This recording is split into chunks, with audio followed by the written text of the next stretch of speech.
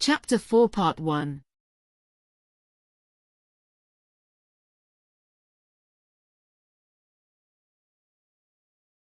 We can say without fear of erring in our trial that the most important order of mercenaries that has existed in Almera was the Order of the Blue Phoenix. There is no doubt about its trajectory, members who were part of it and influence on the history of Shanaris and Almera. History of Almera, Volume 2.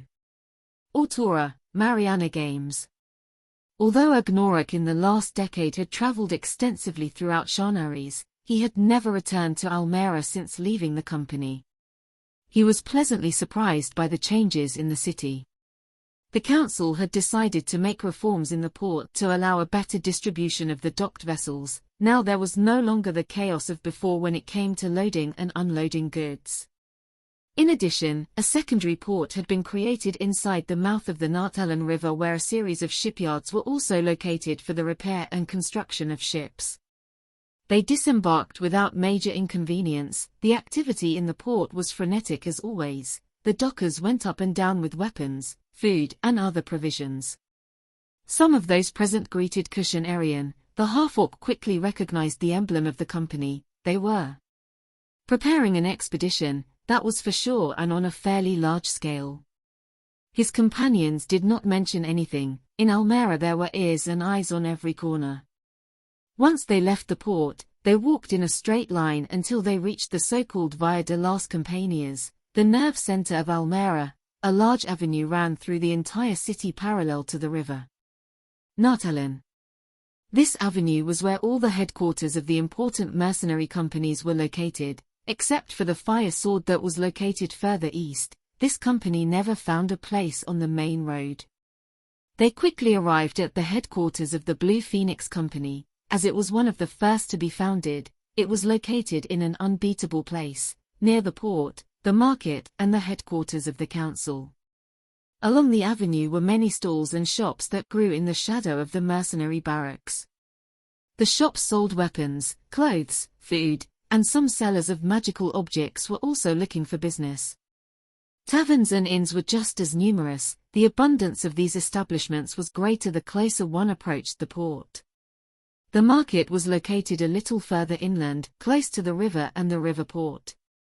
If one advanced in the direction of the outskirts of Almera, the shops gave way to the homes of the shipyard or forge workers, who were located on the outskirts of the city.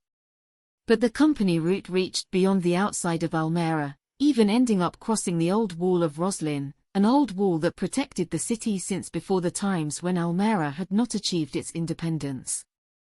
Almera was expanding more and more every day, and with reason. The number of mercenary companies was the largest in its history, and they always had work. The gold flowed and attracted anyone who could offer their services to the mercenaries. Despite so many warriors, it was a very safe, quiet, and stable city. The peace pact that reigned in Almera between the mercenaries was respected. The penalty for disobeying it was death, which made it an attractive and safe place for many when looking for a future. The company's headquarters had also undergone some renovations. The gold was noticeable, the result of the successes under the direction of Debok. The walls were higher and the main gate wider. The two guards guarding the entrance squared up at the sight of Arian and Kush. No matter how much peace and tranquility reigned in Almera, the truth is that no one trusted the other companies at all. Agnoruk then entered, followed by Vanus and Arian's apprentice. The half-orc encountered a scene that was not expected. Basically, the main courtyard was as usual, with the barracks at the back, the stable on the left and the bathrooms and the armory on the right. The center used to be located in the center when they had to carry out the instruction, although there was a large basement to carry out the more specialized training. In the middle of the courtyard stood a huge crowd of soldiers clapping and kneeling before two denkis and a girl. Arian did not hide his anger at the sight of the pantomime, while Kush smiled sarcastically. Nothing surprised him anymore. The little Denka raised his arms, clapping his hands, urging the rest of those present to show respect, while the other, a huge Denka of more than 3 meters, carrying the little girl sitting on his left shoulder as if it were a throne. The little girl smiled pleasantly. Vassals, Say hello to the Black Queen. Gosberg shouted as the amused mercenaries knelt in respect. Get down on your knees, you bastards! Or the Black Queen will cut off your head. The Denka walked nimbly, dodging those who knelt beside him. Yes. I'll cut off all of your heads, announced the girl laughing. Hearing that was the straw that broke the camel's back of Arian's patience, his cheeks turned red. Gosberg. You can tell from the gods what the hell you're playing. It was a good shout-out and caused all the activity in the courtyard to stop. Everyone turned their attention to the newcomers.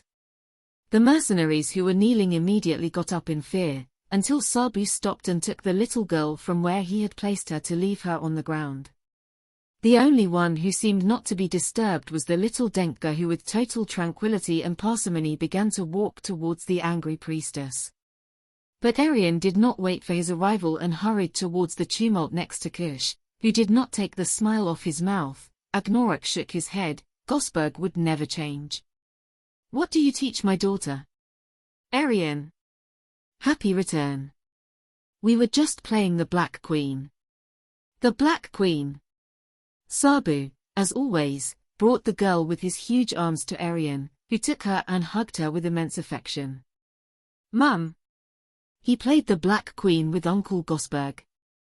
The priestess's face changed when she held the girl in her arms. The Black Queen. If I'm the Black Queen, I have to rule them all, and whoever doesn't want to.